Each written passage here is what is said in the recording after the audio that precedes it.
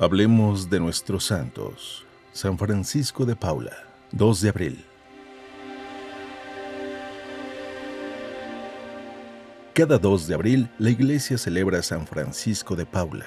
Francisco nació en Paula, Calabria, Italia, el 27 de marzo del año 1416. Sus padres, humildes campesinos, tenían 20 años casados sin tener hijos, por lo que se encomendaron a San Francisco de Asís, pidiéndole a Dios que los bendijera con hijos. Por eso, al llegar el primero, le pusieron por nombre Francisco, en agradecimiento. Él sería el primero de 3 hermanos.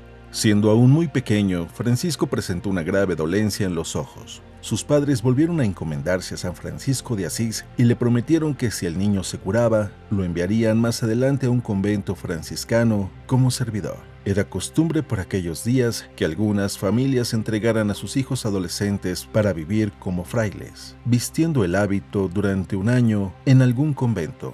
Francisco se curó muy pronto, pero sus padres olvidaron con el tiempo la promesa hecha. Aún con eso, supieron procurarle a Francisco una educación religiosa hermosa e intensa. Se dice que un fraile franciscano tuvo un sueño en el que el joven Francisco aparecía con el hábito de su orden, y tuvo a bien hablar con sus padres, quienes entendieron que Dios esperaba por su hijo en cumplimiento de la vieja promesa. A los 13 años, Francisco ingresó al convento de los franciscanos de Paula. En ese lugar creció con humildad y espíritu de obediencia, en amor por la oración y en comprensión del sentido de la penitencia, elementos que marcaron su vida para siempre.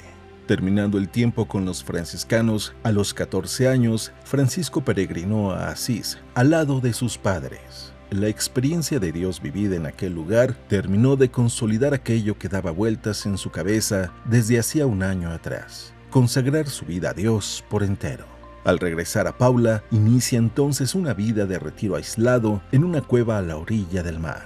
Su anhelo era rezar, hablar con Jesús todo el tiempo posible y gozar solo de su compañía. El ejemplo de San Francisco de Asís había calado hondo. Quería además vivir como él, sin apegos materiales, con lo mínimo de alimento y sueño.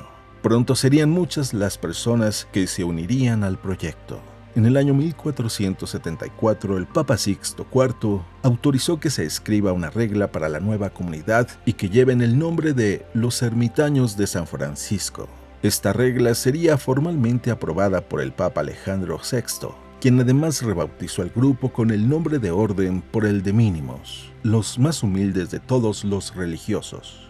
Francisco deseaba que en la vida en común los religiosos vivieran en silencio y de manera austera, como una cuaresma perpetua de preparación para la Pascua eterna. La regla definitiva de los mínimos fue aprobada en el año 1506 por el Papa Julio II, quien también aprobó la que correspondía a la rama femenina. Por muchos años, Francisco recorrió ciudades y pueblos anunciando el Evangelio. En el año 1482, el Papa Sixto IV lo envió como representante ante el rey de Francia, Luis XI, quien se convirtió por su intercesión poco antes de morir. El rey quedó tan agradecido con Francisco que lo nombró consejero de su hijo Carlos VIII, futuro rey de Francia. San Francisco de Paula falleció el 2 de abril del año 1507.